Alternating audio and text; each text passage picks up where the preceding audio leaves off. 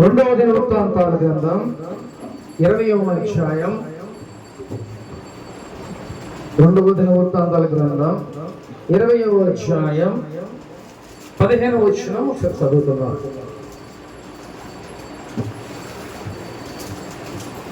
Second Chronicles 20:15. యూదావారులారా, యెరూషలేము కాపురస్తులారా, యెహోషాపాతు రాజా, మీరందరూ ఆలకించుడి.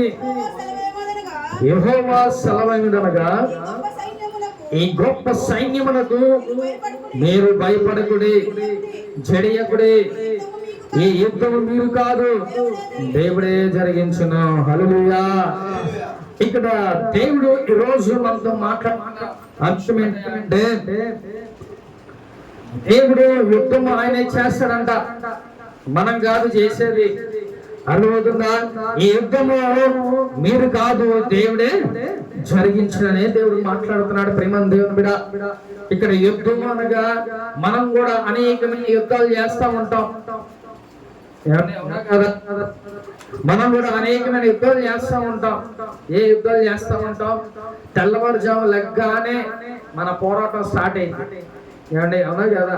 మన యుద్ధం స్టార్ట్ అయిపోతే పొద్దున్న లెగిసి మన రాత్రి కొనుక్కునేంత వరకు కూడా మనం యుద్ధం చేస్తూనే ఉంటామే. ఏ యుద్ధం చేస్తాం? ఏమంటే కత్తి తీసుకుని బయటికి వెళ్ళి యుద్ధాలు చేసి వస్తామా ఏంటి? లేకపోతే అనేక మందిని పొడిచి వచ్చేస్తామా? మనం చేసే యుద్ధాలు ఏంటంటే, తెల్లవారు లెగ్గానే మనం ఏ పనికి వెళ్ళాలి, ఏం సంపాదించాలి, ఏం తినాలి, ఎలా ఉండాలి, ఒకటే పోరాటం. లేకపోతే అప్పులు పెట్టుకోవాలి, లేకపోతే సమస్య గురించి, వీటన్నిటి గురించి పోరాడుతూనే ఉండాలి. అవునా కదా? అంటే ఆ రోజుల్లో యుద్ధాలు ఉన్నాయి, గుర్రాలు ఉన్నాయి, కత్తులు ఉన్నాయి, రాజులు ఉండేవాళ్ళు, సైన్యాధిపతులు ఉండేవాళ్ళు, వీళ్ళందరూ ఉండేవాళ్ళు, యుద్ధాలు జరుగుతూ ఉన్నాయి. కానీ ఇప్పుడు మనకి ఏ యుద్ధం అంట? మన ఆత్మీయ పోరాటం, శరీర పోరాటం మనం ఎప్పుడు ప్రతిరోజు చేస్తూనే ఉంటాం. కాబట్టి ప్రేమ దేవుని బిడ్డ, ఈరోజు మనతో దేవుడు మాట్లాడుతున్నాడు. నువ్వు ఆత్మీయంగా అయినా లేకపోతే శరీరకంగా అయినా సరే నీ పక్షాన దేవుడు యుద్ధం చేస్తానని మాట్లాడుతున్నాడు. హల్లెలూయా. నువ్వు ఏ పోరాటైనా పోరాడు, నువ్వు ఏ యుద్ధమైనా చేయి, ఆ యుద్ధం ఎవరు చేస్తారంట? దేవాది దేవుడు చేస్తాడంట. కాబట్టి నువ్వే సమస్యలో ఉన్నా, నువ్వు ఎలాంటి ఇరుకుల్లో ఉన్నా, లేకపోతే నీకు ఎలాంటి అవసరతలు ఉన్నా కూడా ఆ అవసరతలు అన్నీ ఎవరు తీరుస్తారంట? మన దేవుడే తీరుస్తాడంట. కాబట్టి మన అవసరతలు అన్నీ తీర్చేవాడు ఆయనే. మనం అప్పుడు ఎలా ఉండాలి? హ్యాపీగా కూర్చోవాలి. మనం ఒకవేళ యుద్ధ రంగానికి వెళ్ళినా మనం ఎలా కూర్చోవాలి? హ్యాపీగా ఉండాలి. యుద్ధం ఎవరు చేస్తారు? మన దేవుడే చేస్తారు. కాబట్టి మనం ఎన్ని బాధలు ఉన్నా, ఎన్ని సమస్యలు ఉన్నా, వాటన్నిటినీ మన దేవుని మీదకి వదిలేస్తారు. ప్రభువా, యుద్ధము యెహోవాదే, నువ్వే యుద్ధం చేయి, మేం కాదయ్యా, నువ్వే యుద్ధం మా పక్షాన చేయి. కాబట్టి శారీరకంగా మనం అనేకమైన పనులు, అంటే తెల్లవారుజామును లెగిసిన కాడి నుంచి పడుకునే వరకు అనేకమైన యుద్ధాలు, మనం పోరాటాలు చేస్తూ ఉంటాం. అలాగే ఆత్మీయంగా కూడా అనేకమైన సార్లు మనం ప్రార్థన చేసుకోకుండా పడిపోతూ ఉంటాం. ఆత్మీయంగా చాలా డౌన్ అయిపోతూ ఉంటాం. కాబట్టి వాటన్నిటినీ దేవుడు యుద్ధం చేస్తాడు. కానీ నువ్వేం చేయాలంట? ప్రార్థన చేయి, దేవునికి వదిలిపెట్టు. నువ్వు చేసే యుద్ధం ఏంటయ్యా అంటే, నువ్వు మోకరించి ప్రార్థన చేయాలి. కత్తి పట్టుకుని రోడ్డు మీదకి కాదు వెళ్ళమనేది. ఎలా చేయాలంట? ప్రార్థన. కూర్చొని నువ్వు ప్రార్థన చేయి. నువ్వు అలా ప్రార్థన చేస్తే దేవుడే నీ పక్షాన యుద్ధం చేస్తాడు. హల్లెలూయా. కాబట్టి ఒకసారి అందరూ చెప్తాం, ఆ యుద్ధము యెహోవాదే. మన యుద్ధం ఎవరిది? యెహోవాదే. కాబట్టి మన యుద్ధం దేవుడు చూసుకుంటాడు. కాబట్టి మొట్టమొదటిగా మన శారీరకంగా మనం ఎలాగా యుద్ధం చేస్తున్నాం?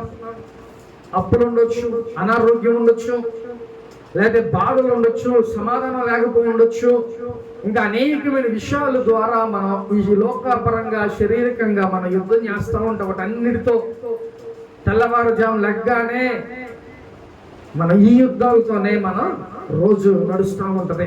మనం ఏం తినాలి, ఏం ఉండాలి, అప్పులోకి ఏం కట్టాలి, లేకపోతే మన ఇంట్లో ఏంటి, ఇవన్నీ ఆత్మీయంగా కాకుండా శారీరకంగా మనం చాలా పోరాడుతూ ఉంటాం.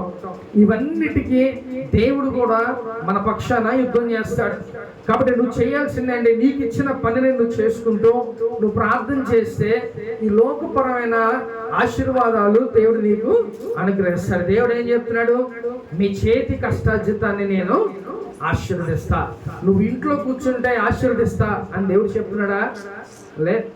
నువ్వు పనికి వెళ్తే నీ పనిని నేను ఆశీర్వదిస్తా. లేదు, ఒకవేళ నీకు పని లేదా, ప్రభువా నాకు పని దయచే, నాకు తగ్గట్టుగా నేను చేసి పనిని దయచే అని నువ్వు ప్రార్థన చేసుకుంటే ఆ ప్రార్థనకి దేవుడు మంచి జాబుని, మంచి పనిని దేవుడు నీకు అనుగ్రహిస్తాడు. ప్రేమ దేవుని మీద. కాబట్టి నువ్వు పని చేస్తే ఆ పనిని దేవుడు ఆశీర్వదిస్తాడు. ఇప్పుడు రైతులు ఉన్నారు, వాళ్ళు ఏం చేయాలి? వాళ్ళ పోరాటం ఏంటయ్యా అంటే వెళ్ళి వాళ్ళు విత్తి రావాలి. అంతేగాని అది పెంచడం వాళ్ళు వంత అది కాదుగా. ఒకవేళ అది విత్తి అది పైకి లాగాల అది అవ్వదు. ఏం చేయాలంట? వాళ్ళు విత్తేసి వస్తే చాలు, మిగతా పని దాన్ని ఆశీర్వదించడం, దాన్ని అభివృద్ధి చేయటం అనే విషయం దేవుడు చూసుకుంటాడు. కాబట్టి యేసు రావటమే, దాన్ని అభివృద్ధి చేసి దాని పక్షాన్ని యుద్ధం చేసేవాడు దేవుడు. హల్లెలూయా. ఈ శారీరకంగా అనేకమైన బాధలు, సమస్యలు గుండా మనం వెళ్తా ఉంటాం. వీటన్నిటిని బట్టి దేవుడే మన పక్షాన యుద్ధం చేస్తాడు. హల్లెలూయా. కాబట్టి ప్రేమైన దేవుని బిడ్డ, ఈ లోకంలో నువ్వు ఎన్ని సమస్యల్లో ఉండు, నువ్వెన్ని బాధల్లో ఉండు, ఏదైనా సరే నా దేవుడు ఏం చెప్తున్నాడంటే భయపడొద్దు, జడియద్దు, మీరేం భయపడద్దు. దేని విషయాల్లో కూడా నువ్వు భయపడమాకు. దేవుని మీద పూర్తిగా నువ్వు ఆనుకో. దేవుని మీద ఆనుకుంటే, అలాంటి ఆనుకునే అనుభవం మనకుంటే చాలా గొప్పదే. చాలా మంది ఏం చేస్తారు? ఏ అవసరం వస్తే అవసరత కోసం అటు ఇటు పరిగెడతా ఉంటాం. ఏమండి, అవునా కదా? మనకి ఏదైనా అవసరం వస్తే మన పక్కనంత బలవంతుడైన దేవుడిని పక్కన పెట్టుకొని మనం ఏం చేస్తామంట? అటు ఇటు అంటే దేవుడిని మర్చిపోతాం. అసలు చేసేవాడిని మర్చిపోయి అటు ఇటు చేయడం వైపు మనం చూస్తూ ఉంటాం. అది మరి ఎంత దారుణమైన స్థితిలో ఉందంటే, ఆ టెన్షన్లకి, ఆ బాధలకి ఏమైపోద్దంటే దేవుణ్ణి మనం ఇగ్నోర్ చేసి మనం దేవుణ్ణి పక్కన పెట్టేస్తాం. కానీ నీకు ఎప్పుడు ఏ సమస్యలు ఉన్నా, నీకు సంతోషం ఉండనే లేకపోతే దుఃఖం ఉండనే, ఎలాగ ఏ పరిస్థితుల్లో నువ్వు ఉన్నా కూడా నువ్వేం చేయాలంట? దేవుణ్ణి నువ్వు ముందుపెట్టు, నువ్వు ప్రార్థన చేయి. ఫస్ట్ ఆఫ్ ఆల్ నీకు సమస్య వచ్చిందా, నువ్వు కూర్చొని ముందు దేవునికి చెప్పి అప్పుడు నువ్వు ఏదైనా ప్రయత్నాలు చెయ్యి. అప్పుడు దేవుడు ఎవరో ఒక ద్వారా నీకు సహాయాన్ని దేవుడు అందిస్తాడు. హల్లెలూయా. కాబట్టి దేవుణ్ణి ఆనుకునే అనుభవంలోకి మనం వెళ్ళిపోవాలి ప్రేమ దేవుని బిడ్డ. ఎందుకంటే ఎంతకాలం మనం దేవుడి మాటలు వింటున్నాం, ఎంతకాలంగా మనం దేవునికి దగ్గరగా వస్తున్నాం, ఇవన్నిటిని బట్టి దేవునికి ఏమైపోవాలంట? చాలా దగ్గరగా అయిపోవాలి. నీ ఏ సమస్య అవని అవన్నీ కూడా దేవునికి చెప్పి నువ్వు ముందుకు సాగాలి. హల్లెలూయా. కాబట్టి ప్రియమైన దేవుని బిడ్డ, నా దేవుడు ఒకటే చెప్తున్నాడు, నువ్వు భయపడద్దు, నువ్వు జడియొద్దు. ఎందుకంటే ఈ పని నీది కాదు, ఈ యుద్ధం నీది కాదు, ఈ యుద్ధం నేనే చేస్తానని చెప్పి దేవుడు మాట్లాడుతున్నాడు. ఈరోజు ప్రేమ దేవుని బిడ్డ, మనందరితో దేవుడు మాట్లాడుతున్నాడు. మనం చేసే ప్రతి పోరాటాలు, ప్రతి ప్రయత్నాల్లో అన్నిట్లో కూడా నేను మీ పక్షాన ఉన్నా, మీరు భయపడద్దు అని చెప్పి దేవుడు మాట్లాడుతున్నాడు. నువ్వు భయపడుతున్నావేమో, ఈరోజు నీకున్న సమస్యను బట్టి, నీకున్న ఆర్థిక వ్యవస్థను బట్టి, లేకపోతే నీకున్న అనేకమైన నీ చుట్టూ ముట్టిన ప్రతి సమస్యల గురించి నువ్వు భయపడుతున్నావేమో, దయచేసి భయపడమాట. ఎందుకంటే మన దేవుడు, మనం చూసే దేవుడు. నువ్వే స్ట్రగుల్స్ లో ఉన్నావు, నువ్వే ప్రాబ్లమ్స్ లో ఉన్నావో, లేకపోతే నువ్వే సమస్యలు నీ చుట్టుముట్టినయో, అవన్నీ దేవుడు చూస్తున్నాడు. కాబట్టి దేవుని యందు నువ్వు నమ్మిక ఉంచు. నా పక్షాన దేవుడే యుద్ధం చేస్తాడు అనే యొక్క ధైర్యం కలిగి ఈ లోకంలో మనం జీవించాలి. హల్లెలూయా. కాబట్టి ప్రేమ దేవుని బిడ్డ, ఇక్కడ ఒకసారి చూద్దాం. 20:15 ఆఖరిగా యెహోవా సెలవిచ్చినదేమనగా, ఈ గొప్ప సైన్యమునకు మీరు భయపడమాకండి, జడియకుడి, ఈ యుద్ధము మీరు కాదు, దేవుడే జరిగించును. హల్లెలూయా. ఇక్కడ ఈ యెహోషాపాతు వీళ్ళందరూ సైన్యములకి భయపడుతున్నారు. కానీ ఇక్కడ దేవుడు ఏ మాట సెలవిస్తున్నాడో తెలుసా? వాళ్ళకి అంత పెద్ద సైన్యం ఉంది, దాన్ని చూసి మీరు భయపడమాకండి, మీరేం జడియొద్దు అని చెప్పి దేవుడు మాట్లాడుతున్నాడు. ఎవరిదంట ఈ యుద్ధము? మీరు కాదు, దేవుడే జరిగిస్తాడు. నిజంగా ఎంత గొప్ప మాట అండి. ఈ యుద్ధం మీది కాదు, నేను జరిగిస్తా యుద్ధాన్ని, నేను చేస్తా మీ పక్షాన్ని యుద్ధం అని చెప్పి దేవుడు మాట్లాడతాడు ఎంత స్పష్టంగా. కాబట్టి మనం పోరాడే ఈ పోరాటాల్లో దేవుడే మన పక్షాన యుద్ధం చేస్తాడు. హల్లెలూయా. ఒకసారి చూద్దామా? మొదటి సమూయేలు గ్రంథం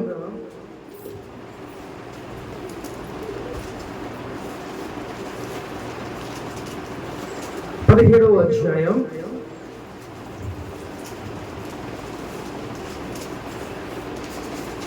43వ అధ్యాయం చదువుదాం. ఫిలిష్తీయుడు కర్ర తీసుకొని నీవు నా మీదకి వచ్చినావే, నేను కుక్కనా అని దావీదుతో చెప్పిన తర్వాత తన దేవతల పేర చాలు. హల్లెలూయా. ఇక్కడ దావీదు ఆయన తన అన్నలకి క్యారేజ్ భోజనం తీసుకువెళ్ళటానికి వెళ్ళాడంట. ఎక్కడికి వెళ్ళాడంట? వాళ్ళ అన్నలు ఎక్కడ ఉన్నారంట? యుద్ధం చేయటానికి ఆ రణరంగంలో, ఆ యుద్ధ భూమిలో చేయటానికి వాళ్ళు రెడీగా ఉన్నారంట. అక్కడికి దావీదును వాళ్ళ నాన్న పంపించాడు. అయ్యా వెళ్ళి మీ అన్నలకి క్యారేజ్ భోజనం ఇచ్చిరా అని పంపిస్తే, అక్కడ వెళ్ళేసరికి అక్కడ పరిస్థితి ఎలా ఉంది తెలుసా? ఫిలిష్తీయులంతా ఒకవైపు ఉన్నారు, అలాగే ఇజ్రాయేల్ ప్రజలంతా ఒక పక్కన ఉన్నారు. మధ్యలో ఎవరున్నారు తెలుసా? గొలియాతు ఉన్నాడు. అంటే ఆ దరిదాపు 9 అడుగులు పైనే ఆయన ఉన్నాడు, ఆ గొలియాతు. కానీ ఇక్కడ దావీదు ఆయన ఏజ్ కూడా 16 లేదా 18 ఉంటది. దావీదు ఎంత ఉంటాడు? మహా అయితే 5 అడుగులు ఉంటాడేమో, లేకపోతే 5.5 ఉంటాడేమో. కానీ గొలియాతు ఎంత ఎత్తున్నాడంట? 9 అడుగులు పైనే ఉన్నాడు. ఇప్పుడు దావీదు అక్కడికి వెళ్ళగానే అక్కడ పరిస్థితిని చూస్తే, సౌలు రాజేమో భయపడిపోయి ఆ వ్యక్తిని చూసి వచ్చి ఆ రణంగా కూర్చొని ఉన్నాడు. ఇజ్రాయేల్ సైన్యం అంతా కూడా కూర్చొని ఏమి చేయలేక, దేనికోసం అంట? అంత ఎత్తు మనిషిని చూసి ఏమైపోతున్నారంట? భయపడిపోతున్నారు. అమ్మో, ఎంత పెద్ద మనిషిని మనం ఏం చేయగలం అనేసి ఆ సైన్యం అంతా ఒక పక్కన కూర్చోండి. కానీ దావీదు వాటికి ఏం చేశాడు? ఇండియా క్యారేజ్ ఇస్తే అక్కడున్న పరిస్థితులన్నీ చూశాడు. ఆ పరిస్థితులన్నీ చూసి ఆయన ఏమన్నాడు తెలుసా? నేను యుద్ధానికి వెళ్తాను అంటే. అక్కడ గొలియాతు ఏం మాట్లాడుతున్నాడంటే, ఒకవేళ నా మీద ఎవరైనా జయిస్తే మనదంతా, మా సైన్యం అంతా మీకు అప్పచెప్పేస్తాం. అదే ఒకవేళ నేను జయిస్తే మీరందరూ ఇటు వచ్చేయాలని అంటే. ఇక దావీదు ఈ మాటలన్నీ విని ఏం చేశాడంట? నేను యుద్ధం చేస్తా అంటే. ఆయన ఏమయ్యాడంట? భయపడ్డాడా అంత ఎత్తు మనిషిని చూసి. కానీ అక్కడ ఎంతో మంది సైన్యం, రాజు, వీళ్ళందరూ కొన్ని వేల మంది ఉన్నారు. వీళ్ళందరూ ఉన్నా కూడా ఏమవ్వలేదంట? వాళ్ళు ఆ యొక్క గొలియాతును చూసి భయపడ్డారు. కానీ దావీదు మట్టికి ఎలా ఉన్నాడంట? ధైర్యంగా ఉన్నాడంట. ఎందుకంటే ఆయన దేవుని బిడ్డ, దేవుడు నా పక్షాన ఉన్నాడు అని ఒక ధైర్యంతో ఆయన ఉన్నాడు. ఎంతనే దావీదు అన్నాడంట, అయ్యా నేను వెళ్ళి యుద్ధం చేస్తా అనగానే రాజు ఆశ్చర్యపోయాడు. అయ్యా నువ్వేం చేస్తావు? ఎందుకనంటే ఆయనకి ఏం చేశారంట? మొత్తం అన్ని యుద్ధానికి కావలసిన సామాగ్రి అంతా ఆయనకి తగిలిచ్చేసి ఒక కత్తిని ఇచ్చారు. అసలు ఆయనకి అంటే ఆయన ఏమైనా నేర్పరియా? ఆయన యుద్ధం చేసేవాడా? కాదుగా. అవన్నీ అలవాటు లేక ఎన్ని తీసేసి ఒట్టి ఒక కర్రతో తీసుకొని యుద్ధానికి వెళ్ళాడు. ఏమంటే అంత పెద్ద ఎత్తుగా ఉన్న గొలియాతుకి దావీదు ఏం చేయండి? భయపడలా. కాబట్టి నీ జీవితంలో కూడా ఒక పెద్ద సమస్యలు ఒకవేళ నీ యొక్క జీవితంలో ఎదురుగా ఉన్నా కూడా నువ్వేమవ్వకూడదంట? భయపడమా. అప్పుడు దావీదు వెళ్తే వెంటనే అక్కడ ఏమన్నాడంట, కర్ర తీసుకొని నేను అదే మీదకి వచ్చుచున్నావే నేను కుక్కనా అని దావీదు చెప్పి తన దేవతల పేరిట దావీదుని చూపించాడు. అంటే ఒకసారి ఆలోచించిన ప్రేమ దేవుని బిడ్డ, దావీదు ఒక కుక్కలాగా ఆయన్ని చూశాడు. ఎంత ఎత్తున్నాడు, 9 అడుగులు ఎత్తున్న వ్యక్తిని ఒక కుక్కలా చూశాడు. అంటే ఎంత తేలిగ్గా తీసి పడేశాడో. కాబట్టి ఒకసారి ఆలోచించిన ప్రేమ దేవుని మీద దావీదు దేనికి కూడా భయపడకోకుండా చక్కగా ఆ యొక్క గొలియాతుని చంపడానికి వెంటనే అక్కడ దావీదు ఆ యొక్క రాళ్ళ పెట్టి ఆ ఒడిసుతో కొట్టగానే ఆయన చనిపోయాడు. నిజంగా ఎందుకు గొప్ప కార్యం అది! ఆయన యొక్క ధైర్యం కాదు, లేకపోతే ఆయన యొక్క శక్తి కాదు. ప్రేమ దేవుని మీద ఆ యుద్ధం ఎవరు జరిగించారు తెలుసా? మన దేవుడే జరిగించాడు. హల్లెలూయా! ఆ యుద్ధానికి వెళ్ళేటప్పుడు ఆయన చక్కగా ప్రార్థన చేసుకొని ఆ యుద్ధానికి ఆయన బయలుదేరాడు. అప్పుడు పరిశుద్ధాత్మ దేవుడు ఆయనతో ఉండి ఆ యుద్ధాన్ని దేవుడు జరిగించాడు. హల్లెలూయా! కాబట్టి నీకున్న ప్రతి యుద్ధం కూడా దేవుడే జరిగిస్తాడు. విజయాన్నే దేవుడు నీకు అనుగ్రహిస్తాడు. ప్రేమ దేవుని బిడ్డ, హల్లెలూయా! కాబట్టి దేవుడు దావీదుని అక్కడ తీసుకెళ్ళగానే గొలియాతుని చూశాడు. ఆ గొలియాతుని చూసి దావీదు భయపడ్డా. కాబట్టి నువ్వు కూడా నీకున్న పెద్ద పెద్ద సమస్యలు ఉన్నా కూడా, ఎంత పెద్ద సమస్యలు నీ ముందున్నా కూడా నువ్వు భయపడిన అవసరం లా. హల్లెలూయా! ఒకసారి చూద్దాం. అదే వచనం 17వ వచనం 47వ వచనం ఒకసారి చదువుకున్నాం. అప్పుడు యెహోవా కత్తి చేతను ఈ దండువారందరూ తెలుసుకుందరు, మిమ్మును మా చేతికి అప్పగించినని చెప్పాను. ఇక్కడ యుద్ధము యెహోవాదే. ప్రేమ దేవుని బిడ్డ, నీ చేతిలో కత్తి ఉన్నా లేకపోయినా దేవుడు నీ పక్షాన యుద్ధం చేస్తాడు. ఈ మాట మీరు జ్ఞాపకం చేసుకోండి. నువ్వు కావలసిన నీకు ఆయుధం ఏంటయ్యా అంటే ప్రార్థన. ఆ ప్రార్థన ఒక్కటి చేసుకుంటే దేవుడు నలుమూలల నుంచి నీకు సహాయాన్ని ఏర్పరుస్తాడు. ప్రతి చోట నీకు ఎక్కడి నుంచి ఏ అవసరం కావాలో, ఏది కావాలో అవన్నీ దేవుడు నీకు సమకూరుస్తాడు. ప్రేమ దేవుడు. కాబట్టి యుద్ధము ఎవరిదంట? యెహోవాదే. హల్లెలూయా! కాబట్టి మనం సైలెంట్ గా ఉంటే చాలు, మనం ప్రార్థన చేసుకుంటే చాలు, దేవుడే మనకి సహాయాన్ని అందిస్తాడు. దేవుడే మన పక్షాన యుద్ధం దేవుడు జరిగిస్తాడు. హల్లెలూయా! చూద్దాం ఒకసారి. అదే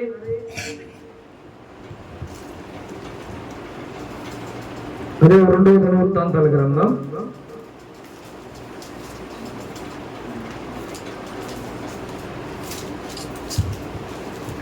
32వ అధ్యాయం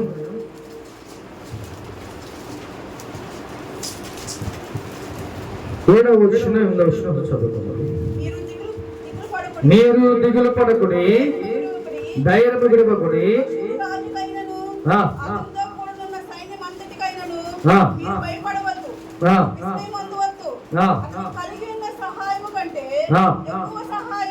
ఎక్కువ సహాయం మనకు కలదు.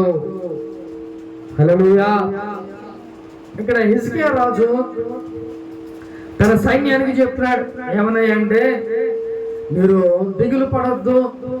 అంటే అక్కడ అష్షూరు రాజు అవతల అష్షూరు రాజు యొక్క సైన్యం దరిదాపు 180,000 మందికి పైగా అక్కడ వచ్చారు. ఇక్కడ హిజ్కియా రాజుకి ఏమో చాలా తక్కువ మంది సైన్యం ఉంది. అయినా కూడా ఆయన ఏమంటాడంట, మీరేమి దిగులు పడద్దు, మీరేమి భయపడద్దు, ధైర్యాన్ని విడవద్దు. ఎందుకని ఆ మాట చెప్తుంది తెలుసా? మన పక్షాన దేవుడు ఉన్నాడు, ఆయన చూసుకుంటాడు, ఆయన యుద్ధం చేస్తాడు. అటు పక్కన 1,000,000 మంది అన్న రాని, మన పక్షాన దేవుడు ఒక్క నిలబడితే చాలు అనేసి హిజ్కియా రాజు ధైర్యంగా చెప్తున్నాడు. ప్రేమ దేవుని కూడా.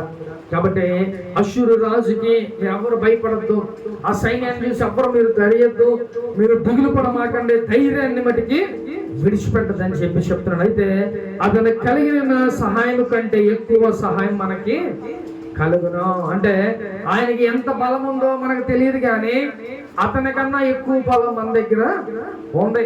అంటే సైన్యాన్ని బట్టి ఆయన చెప్పట్లా, దేవుడు మన పక్షాన ఉన్నాడు కాబట్టి అటువైపు ఎంత మంది ఉన్నా మనకి అనవసరం అని చెప్పి ఆయన మాట్లాడుతున్నాడు. కాబట్టి ప్రేమ దేవుని మీద ఈరోజు దేవుడు మన పక్షాన ఉన్నాడు, మన మధ్యలో ఉన్నాడు. కాబట్టి మనం ఏమీ కూడా దిగులు చెందనవసరంలా, ఏమి కూడా మనం భయపడవసరంలా. మన పక్షాన దేవుడు యుద్ధం చేస్తాడు. హల్లెలూయా. చూద్దాం ఒకసారి 8వ వచనం కూడా చదువుకుందాం.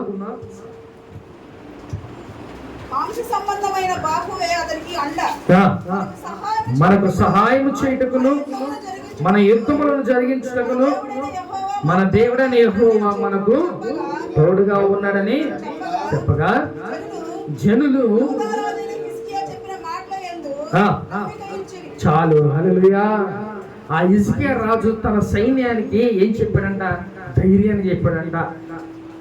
మన పక్షాన దేవుడు ఉన్నాడు, ఆయన మనల్ని కాపాడ సమర్థుడు, ఆయన మనల్ని మనకి జయాన్ని ఇవ్వగలడు అనే ధైర్యాన్ని వాళ్ళకి ఇవ్వగానే వాళ్ళు ఏమన్నారంట? ఆ యొక్క హిజ్కియా రాజు చెప్పిన మాటలకి వాళ్ళు నమ్మిక ఉంచారంట. కాబట్టి ఈరోజు ప్రేమ దేవుని మీద సేవకుడు చెప్పే మాటలకి నమ్ముతున్నావా? దేవుడు మనల్ని ప్రతి సమస్య నుంచి మనల్ని విడిపించగలడు. అంత గొప్ప దేవుణ్ణి మనం ఆరాధన చేస్తున్నాం, ఎన్నో అద్భుతాలు చూస్తున్నాం, ఎన్నో ఆశ్చర్య కార్యాలు మనం చూస్తున్నాం, మనం వింటున్నాం.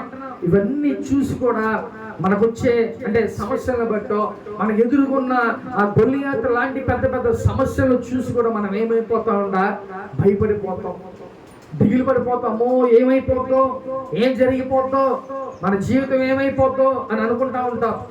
కానీ దేవుడు మన పక్షాన. నీకు ఎన్ని సమస్యలు ఉన్నాయి, ఎన్ని బాధలు ఉన్నాయి, తట్టుకోలేని పరిస్థితుల్లో ఉన్నా కూడా నా పక్షాన నా దేవుడు యుద్ధం చేస్తాడు. ఆ మాట నువ్వు జ్ఞాపకం చేసుకుంటే మనకు ఒక ధైర్యం వస్తుంది. ప్రేమ దేవుని మీద నీకు ఎప్పుడైనా అలాంటి ఫీలింగ్స్ లో నువ్వు ఉంటే, అలాంటి సమస్యల్లో బాధల్లో ఉంటే, నువ్వు దేవుని దగ్గర కూర్చొని ప్రార్థన చేయి. ప్రభువా నా పక్షాన యుద్ధం చేయి, నాకు సహాయం చేయి, నాకు ఎటు నుంచి సహాయం చేస్తానో తెలియదు, నాకు సహాయాన్ని మీరు అందించండి అని నువ్వు ప్రార్థన చేయగలిగితే దేవుడు మన పక్షాన ఆయన యుద్ధం చేస్తాడు. హల్లెలూయా. కాబట్టి హిజ్కియా ఏ మాటలైతే చెప్పాడో ఆ మాటలు వాళ్ళు విన్నారు. ఏ మాటలైతే వాళ్ళు చెప్పారో హిజ్కియా రాజు ఆ మాటలు విని ధైర్యం తెచ్చుకొని వాళ్ళు ముందుకు సాగారంట. నిజంగా ఒకవేళ సైన్యం అంతమంది ఉంటే, ఇటు పక్కన తక్కువ మంది ఉంటే ఏమంటే వాళ్ళని చూసి ఏమైపోతే భయం వచ్చేసింది. అరే మనం చాలా తక్కువ మంది ఉన్నాం, మనం ఇప్పుడు ఏం చేయగలం అని ఒక భయం మనలోకి వచ్చేస్తుంది. కానీ ఆ రోజు ఆ యుద్ధ భూమిలో హిజ్కియా రాజు ధైర్యాన్ని చెప్పగా దేవుడు ఏం చేశాడు తెలుసా? 180,000 మందిని రాత్రికి రాత్రి తన దూతతో వాళ్ళని హతం చేశాడంట. అంటే మన దేవుడు ఏదైనా చేయగలడు. భయపడిపోయారంట వాళ్ళంతా ఆ ధైర్యాన్ని కోల్పోతున్నారంట. అప్పుడు హిజ్కియా రాజు ఏం చెప్పాడు తెలుసా? మీరు ధైర్యాన్ని విడవద్దు, ఏ సమస్య అయినా రాని, ఎలాంటి ఇబ్బంది అయినా రాని, మీరు మటుకి ధైర్యాన్ని కోల్పోవద్దు. మన పక్షాన దేవుడు ఉన్నాడు, మన పక్షాన దేవుడు యుద్ధాన్ని జరిగిస్తాడు. హల్లెలూయా. కాబట్టి ప్రేమ దేవుని బిడ్డ, ఈరోజు దేవుడు మనతో మాట్లాడుతున్నాడు. ఏ సమస్య ఉన్నాయి, ఎలాంటి పెద్ద ఇబ్బందుల్లో కూడా నువ్వు వెళ్తున్నా కూడా వాటన్నిటిని బట్టి నువ్వేం చేయాలి? దేవా నువ్వే నా పక్షాన యుద్ధం చేయి. నీకు ఏది కావాలన్నా, లేకపోతే నీకున్న సమస్యలు వెళ్ళిపోవాలన్నా, ఇవన్నీ కూడా దేవుడు మన పక్షాన యుద్ధం చేస్తే అవి చాలా చిన్నవి. మనం యుద్ధం చేస్తే చాలా పెద్దగా ఉంటాయి. కానీ దేవుడు అదే యుద్ధం చేస్తే సింపుల్ గా దేవుడు రాత్రికి 180,000 మందిని చంపేశాడు. మరి అంత గొప్ప దేవుడు మనకి కలిగి ఉన్నాం. నీ జీవితంలో కూడా అది ఎంత పెద్ద సమస్య ఉన్నాయి, అది ఎంత పెద్ద ప్రాబ్లమ్స్ అవునాయి, లేకపోతే ఎంత పెద్ద అనారోగ్యం అవునాయి, ఏదైనా కూడా నా దేవుడు వాటి నుంచి మిమ్మల్ని విడిపించగల సమర్థుడు. హల్లెలూయా. కాబట్టి ఎవరి వైపు చూడొద్దు, ఎవరు పట్టించుకోవద్దు, అటు ఇటు చూడొద్దు, నా దేవుని వైపే నువ్వు చూడొద్దు. ఆయనే నీ పక్షాన యుద్ధం చేస్తాడు. హల్లెలూయా. చూద్దాం ఆఖరిగా యెహోషువ గ్రంథం, యెహోషువ గ్రంథం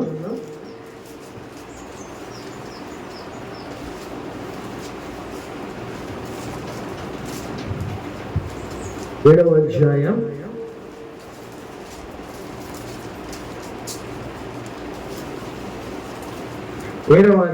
20వ వచనం చదువుకుందాం. Joshua 7:20. ఆకాను యెహోషువతో ఇశ్రాయేలు దేవుడైన యెహోవాకు విరోధముగా నేను పాపము చేసినది నిజము. గోపుర సొమ్ములో ఒక మంచి చినారు యెహోషువ ఒక్కసారి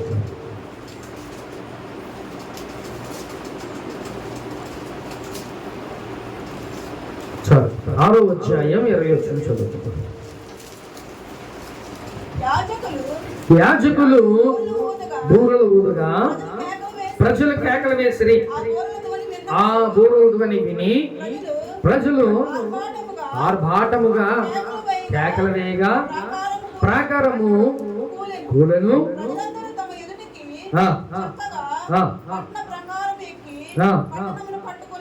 చాలు. హల్లెలూయా. ఇక్కడ యెహోషువ ఆ యెరికో గోడలు కూల్చడానికి ఏం చేశారంట? యెరికో గోడలు కూల్చడానికి ఏం చేశారు? ఇశ్రాయేలు ప్రజలందరినీ గడ్డపారలను లేకపోతే పొలుగులు సుత్తులు పట్టుకొని దేవుడు వెళ్ళి పగలగొట్టమని చెప్పలా. దేవుడు ఏం చెప్పాడు తెలుసా?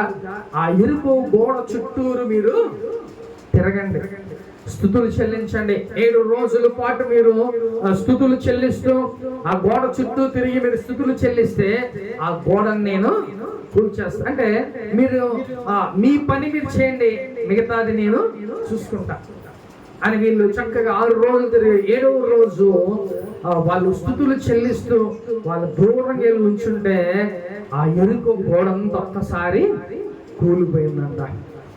ఆ యెరికో గోడ ఎంత పెద్దదంటే చాలా పెద్దది. అది కొన్ని కిలోమీటర్లు ఉంటది. అది చాలా వెడల్పు. అంత పెద్ద గోడ వాళ్ళేమీ సుత్తుతో కొట్టుకోకుండా లేకపోతే ఏమి వాళ్ళు కనీసం దాన్ని ముట్టుకోకుండా కూడా దేవుడు ఏం చేశాడంటే వాళ్ళ పక్షాన యుద్ధం చేశాడు. వాళ్ళు ఊరుకునే అలా తిరుగుతా ఉన్నారంట, స్తుతులు చెల్లిస్తూ పాటలు పాడుతూ ఆర్భాటముతో ఆ యెరికో గోడ చుట్టూరు తిరుగుతుండగా దేవుడు చెప్పిన రోజుకి దేవుడు ఏం చేశాడంట? ఆ యెరికో గోడ అంత పెద్ద గోడని దేవుడు ఒక్కసారిగా కూర్చేశారు. వాళ్ళు అలా చూస్తుండగా, కళ్ళారా చూస్తుండగా ఆ యెరికో గోడ అలాగే కూలిపోయింది. నిజంగా ఎంత గొప్ప దేవుడు అండి. వాళ్ళు దేవుడు ఏది చెప్పారో ఆ ప్రకారం చేయగా దేవుడే వాళ్ళ పక్షాన యుద్ధం జరిగించాడు. కాబట్టి ఈరోజు నువ్వు కూడా ఏం చేయాలి? ఎరగో చుట్టూ తిరగటం కాదు, చక్కగా నువ్వు కూర్చొని ప్రార్థన చేయి. దేవా నా పక్షాన నువ్వు యుద్ధం చేయయా అని నువ్వు ప్రార్థన చేస్తే దేవుడు చక్కగా నీకున్న ఎరుకో లాంటి పెద్ద పెద్ద సమస్యలు, ఎరుకో గోడలాగున్న పెద్ద పెద్ద సమస్యలన్నిటినీ దేవుడు ఏం చేస్తాడంట? దెబ్బకి కూల్చి వేసేస్తాడు. అంత గొప్ప దేవుడు అండి మన దేవుడు. కాబట్టి ఈరోజు మంద కాదు యుద్ధం, దేవుడిదే యుద్ధం. కాబట్టి నువ్వు భయపడాల్సిన అవసరం లేదు. నీకు ఏ సమస్యలున్నా, ఇబ్బందులున్నా, ఇరుకులున్నా, అనారోగ్యాలున్నా, ఏ అవసరతులున్నా వాటన్నిటిని బట్టి దేవుడే మన పక్షాన యుద్ధం చేస్తాడు. హల్లెలూయా.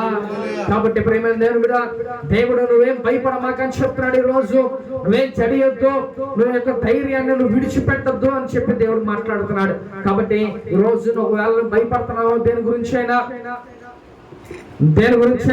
నువ్వు ధైర్యాన్ని కోల్పోతున్నామేమో, ఏ సమస్య అయినా సరే నా దేవుడు నీ పక్షాన యుద్ధం ఈ రోజు నుంచి జరిగించబోతున్నాడు. హల్లెలూయా.